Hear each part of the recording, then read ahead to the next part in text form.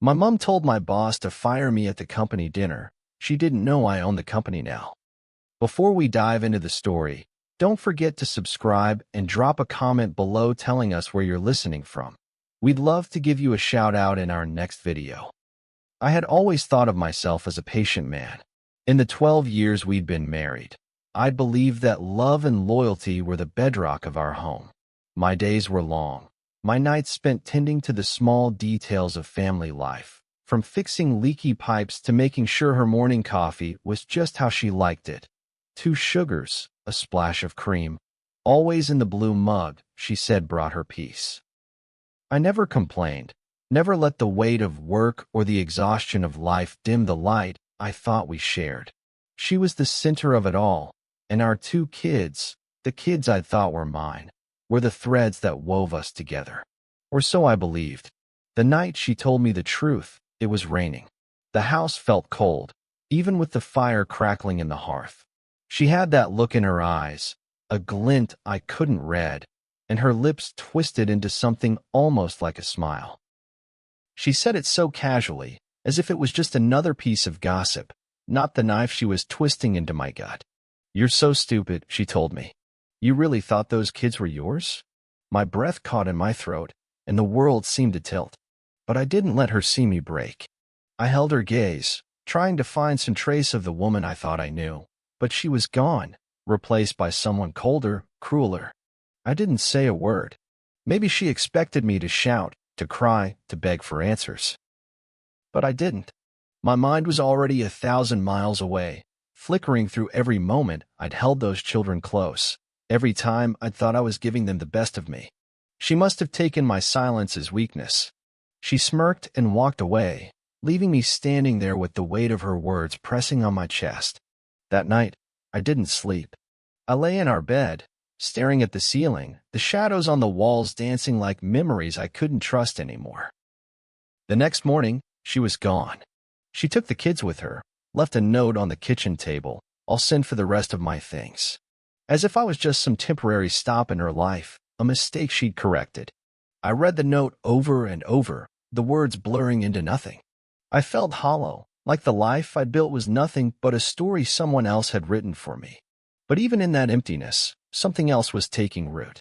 A cold, quiet determination. She thought I was stupid, and maybe I was, but I wasn't blind anymore. She'd taken everything I thought I had, but I wasn't going to let her take my dignity. I spent the next few days going through the motions. Work, home, sleep, or what passed for it. My colleagues noticed I was quieter, but I didn't say a word. I didn't want to share the wreckage of my life. I wanted to own it, to sit with it, and decide what came next. I thought about the kids constantly, their laughter echoing in the halls of that empty house. But I didn't let myself feel it too deeply. If they weren't mine, then what was I holding on to? That question became a mantra in my head, a question and a promise. I wouldn't let her walk away without consequences. I wouldn't let her lies define the rest of my life. I didn't know what I was going to do yet, but I knew it wouldn't be loud. It wouldn't be messy or desperate. I would wait. I would watch. And when the time was right, I would let the truth speak for itself. She thought I was stupid, but she'd made the biggest mistake of her life by underestimating me. And in that quiet house, with the rain still tapping against the windows, I made a vow to myself. I would not be the fool she thought I was. I would be the storm she never saw coming. The first few days after she left were a blur of empty rooms and endless echoes. Every corner of the house seemed to whisper with memories. The laughter of our children at the dinner table, her gentle humming as she folded laundry in the living room. I found myself reaching for the kids' drawings on the fridge, tracing the little hearts and stick figures with my fingertips, wondering how much of it was ever real. The silence was so complete it pressed against my chest like a weight I couldn't lift. I couldn't sleep in our bed anymore.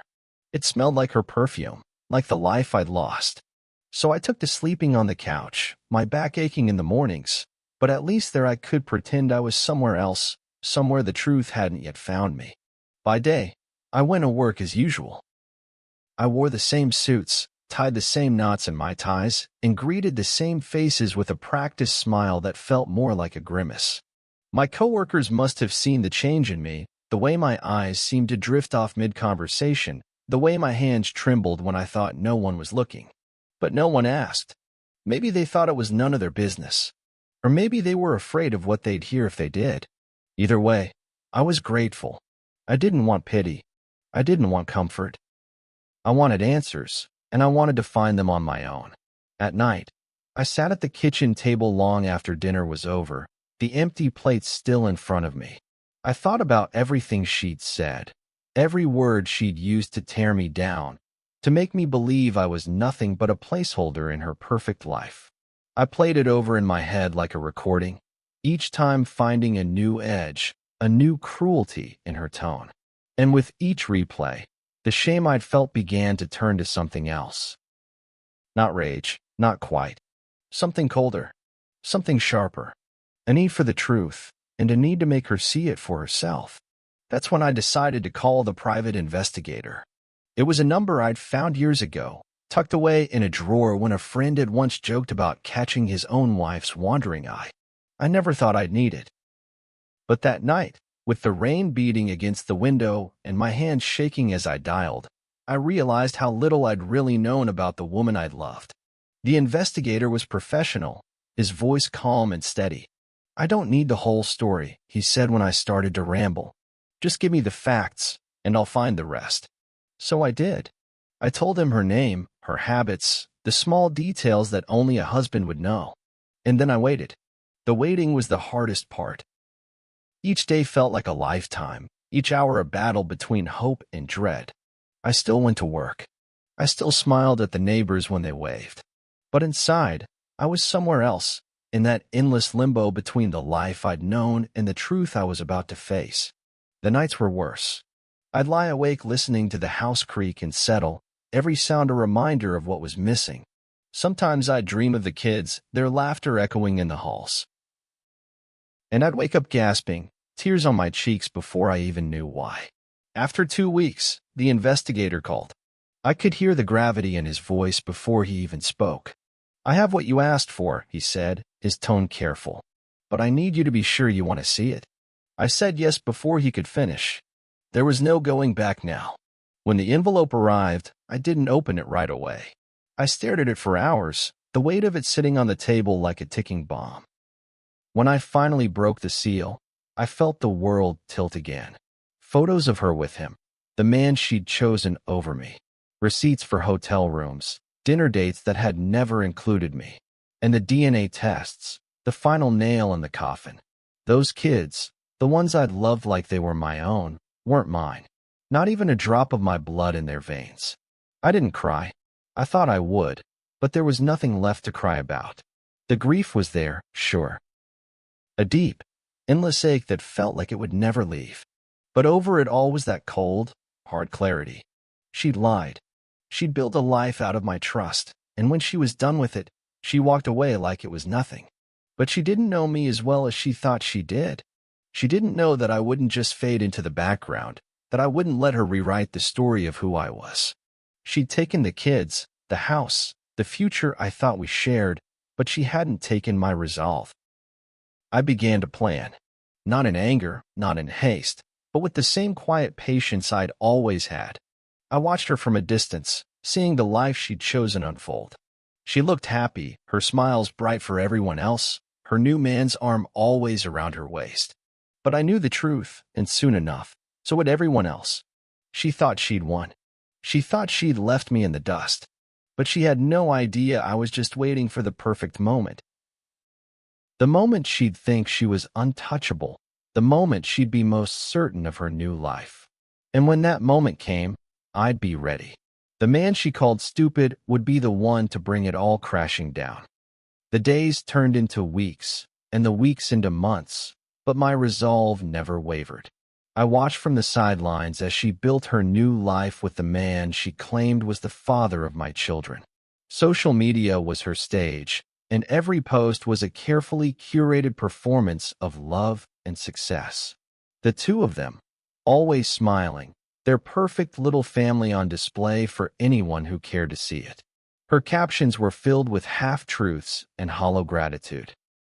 Grateful for new beginnings, So lucky to be loved like this. Family is everything. Each word was a knife, but I didn't let it cut deeper than it had to. I had already bled enough. At first, I thought maybe she'd come to her senses. Maybe she'd realize that love built on lies can never last. But each day only proved how wrong I was. She looked radiant in every photo, her eyes shining with the thrill of being wanted, or at least of being seen. He, the man who'd taken everything I thought was mine, stood beside her like a prize she'd won.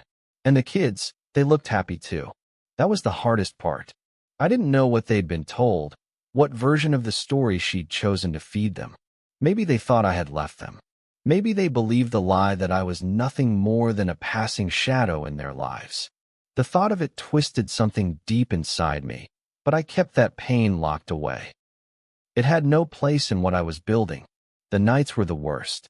In the quiet of the house, I'd lie awake and let my mind wander down paths I couldn't control. I thought of the birthdays I'd missed, the laughter that no longer echoed through these rooms. I wondered if they ever thought of me, if they remembered the man who had once carried them on his shoulders and kissed their scraped knees.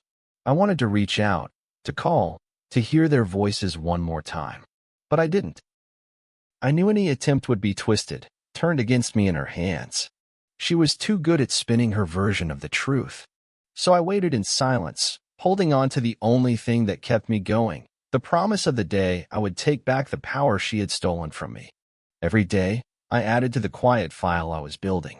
I gathered photos of her expensive vacations, of the new car she drove that he had bought. I found receipts, social posts, even whispered rumors from old friends who still didn't know what had really happened. I pieced together the image of the life she'd built, not because I wanted to ruin it out of jealousy, but because I needed to show her that truth can't be buried forever. She might have moved on, but she had done so at the cost of everything I had given her. She had told me I was stupid, that I was too blind to see what was right in front of me. But she didn't know the man she had left behind. At work, I became a ghost. I did my job. I smiled when I needed to, but inside, every day was a rehearsal for the moment I would finally speak. My colleagues must have thought I was grieving in private, that I was trying to move on. In a way, I was, but not in the way they imagined. I wasn't trying to forget. I was making sure I would never forget. Each quiet night alone, each morning I woke up to an empty house. It all became fuel for the fire that kept me going. I wasn't driven by anger anymore. I was driven by the calm certainty that the truth would have its day. I saw her once at the grocery store. She didn't see me at first. She was laughing, her hand resting lightly on his chest, her head tilted back in that way I used to love. For a moment, I almost forgot everything. Almost reached out to her. Almost believed it was all just a bad dream I could wake up from. But then she turned, and our eyes met, and I saw it. That flicker of guilt, quickly buried under the bright mask of her new life. She gave me a small, tight smile, the kind that says, "I'm fine. You're nothing to me." And in that instant, I knew. She hadn't just moved on. She had rewritten the story of us in her mind so completely that she truly believed I was nothing more than a footnote in her fairy tale. I didn't smile back. I didn't nod or wave. I just turned and walked away, my steps steady, my resolve like steel beneath my ribs. Let her think she'd won. Let her think I was the fool she always said I was. It was better that way. The quieter I stayed, the safer she felt. And the safer she felt, the more unguarded she would be when the moment finally came. At night, I wrote everything down in a journal. The dates, the facts, the feelings. I wanted to make sure that when the day came, I would have every piece of the puzzle ready. Not for me. I had already made my peace with the fact that she had never really loved me. But for the truth. The truth deserved to be seen, to be heard, to stand in the light of day. She had taken my family, my future, and tried to take my dignity. But I would not let her take the truth. I didn't know exactly when the moment would come, only that it would. And when it did, I would be ready. Ready to stand in front of her and show her everything she had tried to bury. Ready to watch her perfect world crack and crumble under the weight of her own lies. She thought she had broken me, but she had only made me stronger. She thought I was a fool, but she had only taught me how to wait. And so I waited, and I watched, and I planned. Every breath I took was another step closer to the day I would stop being a shadow in her story and become the reckoning she never saw coming. In the quiet of that empty house, I found something she could never take away: my resolve. My quiet, unwavering resolve. It was a warm spring evening when I heard about the party. Her new husband, the man she'd chosen to stand beside her in the photos, the man who now called my children his own, was throwing her a lavish birthday celebration at one of the most exclusive hotels in the city. I saw the invitation posted on her social media, the carefully chosen words dripping with the same forced sweetness that had become her trademark.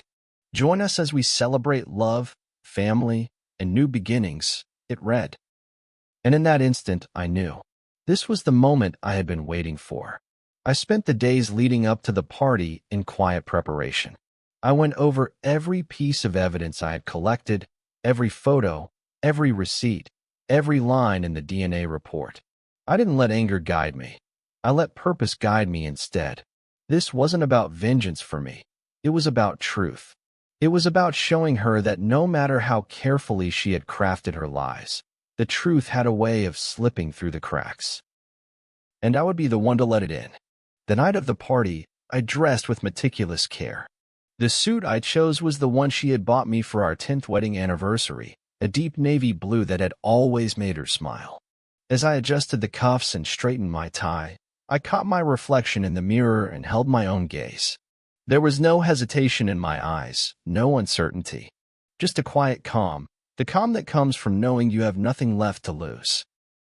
She had taken everything from me, but she couldn't take the truth. And tonight, I would give it back to her. The hotel was a glittering jewel of glass and light, its grand lobby filled with people dressed in their finest. Laughter and music spilled out into the night, and for a moment, I felt like an outsider in a world that had never really been mine. But I wasn't there to belong. I was there to witness, and to make sure everyone else did too. I slipped in unnoticed, weaving through the crowd with practiced ease. She was the center of it all, of course. She always had been. Dressed in a gown that shimmered like moonlight, her hair pinned back in soft waves, she moved through the room like a queen accepting the adoration of her subjects.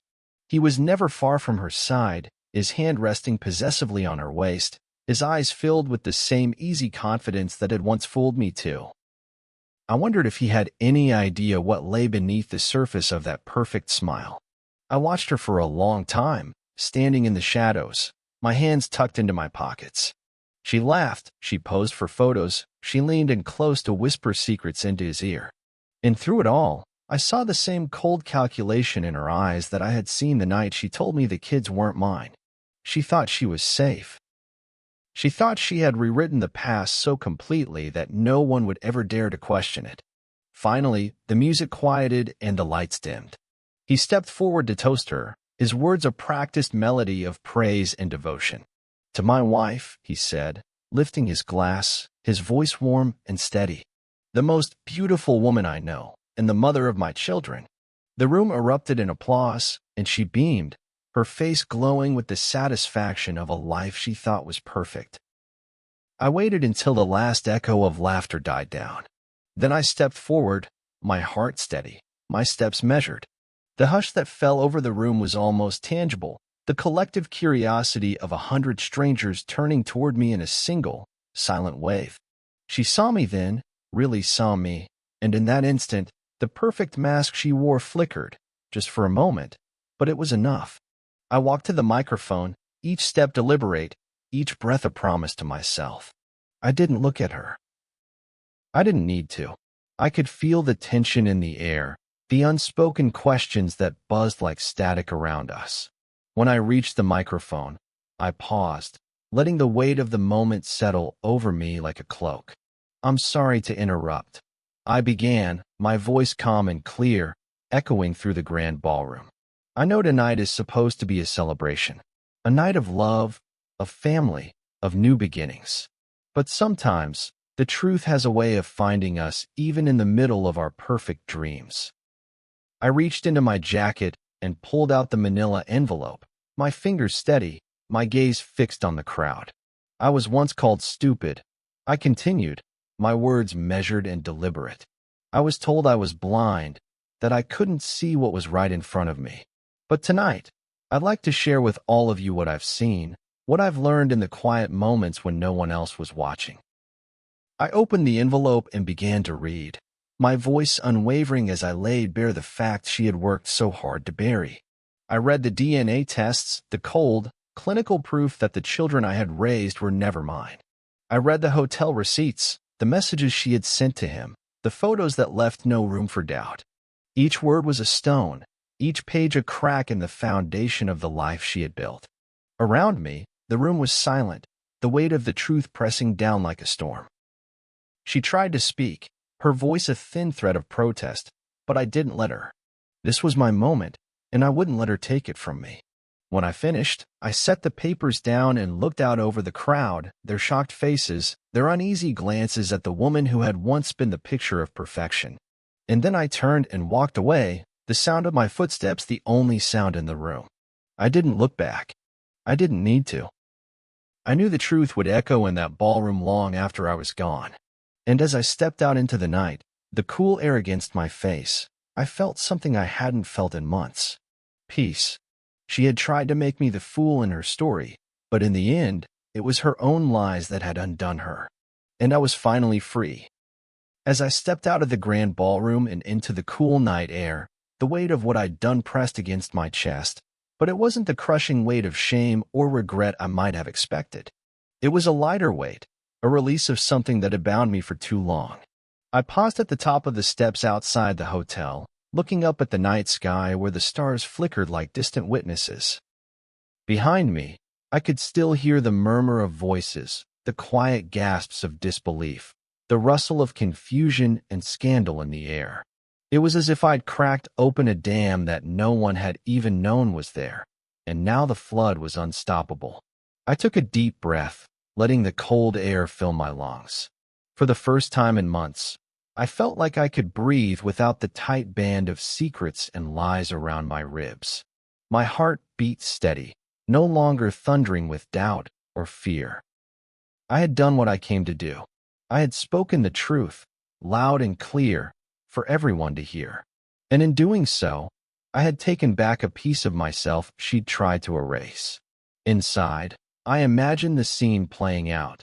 The whispers, the sidelong glances, the awkward shifting of feet as the truth settled over them all like a suffocating blanket. Her perfect moment, her night of celebration and triumph, turned to ash in the space of a few measured words and the cold weight of evidence. I wondered if she would try to deny it still, to spin another lie to patch over the cracks. Maybe she would. She was good at that, after all. But the damage was done. The truth had been spoken, and it had a way of lingering even when the words themselves were gone. I started walking, the click of my shoes on the pavement a steady rhythm that matched the quiet determination in my chest. I didn't feel the need to rush or to hide. I wasn't running from anything anymore. I wasn't the fool who had once believed every word she said, who had trusted her with his heart and his future. I was a man who had been wronged, yes, but I was also a man who had found the strength to stand in the face of that betrayal and let the truth speak for itself. As I walked, I thought about the kids, about the laughter that had once filled my home and the small hands that had reached for mine in the dark. I thought about the nights I'd sat up late, the worry etched into every line of my face as I tried to be the father I thought they deserved. I knew now that they weren't mine, not by blood, but in those quiet memories, they would always be a part of me. She could take the paternity tests, the house, the perfect image she'd built, but she couldn't take those moments from me. And she couldn't take the peace I felt now, knowing I had faced the truth and refused to turn away. I didn't go straight home. Instead, I found myself walking down to the riverfront, the lights of the city reflected in the dark water like broken stars. I leaned on the railing, the cold metal biting into my palms, and let the sounds of the city wash over me. The laughter from nearby restaurants, the distant hum of traffic, the soft rush of the river, It was a symphony of life, and for the first time in a long time, I felt like I was a part of it again. No longer trapped in the echo of her voice calling me stupid, no longer defined by the lies she had wrapped around me like chains. I stayed there for a long time, letting the night settle around me like a blanket. I thought about the man I had been, the man I had become, and the man I was still becoming. There was still pain, of course. There would always be pain and betrayal that deep. But it was no longer the kind of pain that kept me frozen in place. It was the kind of pain that reminded me I was still alive, still capable of feeling, still capable of standing up and saying, "This is who I am, and I will not be broken." Eventually, I turned and made my way back to my car. As I drove home, I thought about the road ahead, about the quiet days that would follow, about the life I would rebuild from the rubble she had left behind. I didn't know what that life would look like yet, or who I would become along the way. But I knew one thing with absolute certainty: I would no longer be defined by the lies of someone else. I would no longer carry the weight of her secrets on my shoulders. When I reached my house, I paused at the front door, my hand resting on the handle. The house was still and silent, the same as it had been for months. But tonight, it didn't feel like a tomb. It felt like a place waiting to be filled again, Not with her laughter or the echo of her footsteps, but with my own peace, my own quiet resolve. I stepped inside, closed the door behind me, and let the stillness settle around me. I poured myself a glass of water and sat at the kitchen table, the same table where she had once told me the kids weren't mine. I set the glass down and looked around the room, seeing it not as a monument to what I had lost, but as a canvas for what I would build next. I knew the days ahead wouldn't be easy. There would be questions, there would be whispers. But I also knew that I had already faced the worst of it, the moment when I had to stand in front of a room full of people and let the truth tear away the last of the lies. And I had survived. I had spoken the truth, and I had survived. The following morning, the world seemed softer somehow, like the quiet after a storm when the clouds begin to break and the air smells new. I woke up early, sunlight streaming through the blinds in gentle stripes across the floor. The house was silent, but it didn't feel hollow anymore. It felt clean, honest in its emptiness. I sat on the edge of the bed for a long time, listening to the steady rhythm of my own breath, feeling the slow, measured beat of my heart. It was as if the weight I had been carrying for so long had finally lifted, leaving only the raw, unvarnished truth behind. I thought about what she must be doing in the aftermath of the party. I imagined her scrambling to rewrite the narrative, to smooth over the cracks that had been exposed for everyone to see. Maybe she would deny everything, try to paint me as bitter, as vengeful. Maybe she would cry, play the victim in a story of her own design. But it didn't matter. The truth had already been spoken, and I didn't need to be there to see how it played out. I had done what I needed to do, not for her, or for the people at that party, but for myself. And that was enough. I took a slow walk around the house, letting my fingers brush over the worn wood of the banister, the cool glass of the window panes. Every room felt different now, stripped of the illusions that had once filled them. The kitchen where we had shared laughter over burnt toast and late-night cups of coffee. The living room where the kids had sprawled on the rug, their giggles echoing against the walls. The bedroom where we had whispered promises I thought would last forever. All of it still there, but now honest, no longer weighed down by the lies she had woven so carefully. I decided to start packing away the last reminders of her. The framed photos on the mantel. Our smiling faces frozen in time, the kids perched between us like perfect bookends. I took them down one by one, wrapping them in newspaper and stacking them neatly in a box. I didn't feel anger or bitterness as I worked, just a quiet resolve. These were memories of a life that had never really been mine, and it was time to let them go. Time to make space for something new. When I was done, I carried the box out to the garage and set it in a corner, out of sight but not out of mind. I wouldn't pretend those years hadn't happened. They were a part of me, a chapter of my life that had shaped the man I had become. But they were no longer the whole story. They were no longer the weight I had to carry alone. I spent the rest of the day in quiet reflection, making small repairs around the house that I had been putting off for months. The squeaky hinge on the bathroom door, the loose cabinet handle in the kitchen, small things, but somehow they felt important. Each one a quiet act of reclaiming, of taking back the space that had once felt like a prison and making it my own again. As I worked, I felt the tension in my shoulders ease, the tight knot of anger and betrayal slowly unwinding until all that was left was a deep, quiet peace. That evening, I sat on the back porch, a cup of coffee warming my hands as I watched the sun sink low over the trees. The sky was streaked with gold and pink, the air cool and gentle against my skin. I thought about the future, about the empty spaces that would one day be filled again, but this time on my terms. I didn't know what that future would look like, or who I would be in it, but I knew I would no longer let someone else's lies define me. I would no longer let the shadows of the past steal the light from the days ahead.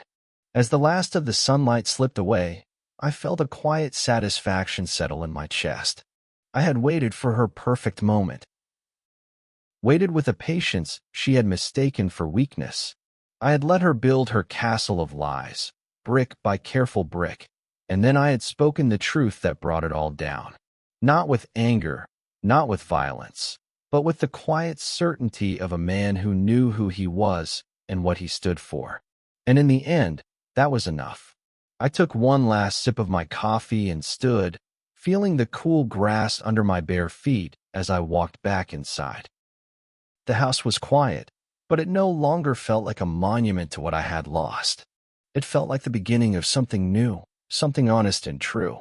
I knew there would still be hard days ahead, days when the memories would come creeping back, when the echoes of what had been would whisper at the edges of my mind. But I also knew I had faced the worst of it, and I had come out the other side stronger, more sure of myself than I had ever been. As I turned off the lights and climbed the stairs to bed, I felt a quiet smile touch my lips. She had called me stupid. She had tried to make me feel like I was nothing more than a fool in her story. But in the end, it was her own lies that had undone her, and it was my quiet resolve that had set me free. And as I lay down in the soft darkness of my own home, I let that thought carry me into sleep. The knowledge that I had waited, I had watched, and when the time was right, I had spoken the truth that would echo long after her perfect moment had turned to dust. If this story resonated with you, please consider subscribing to our channel, sharing your thoughts in the comments, and giving this video a thumbs up. Your support helps us bring you more stories of quiet strength and hidden truths.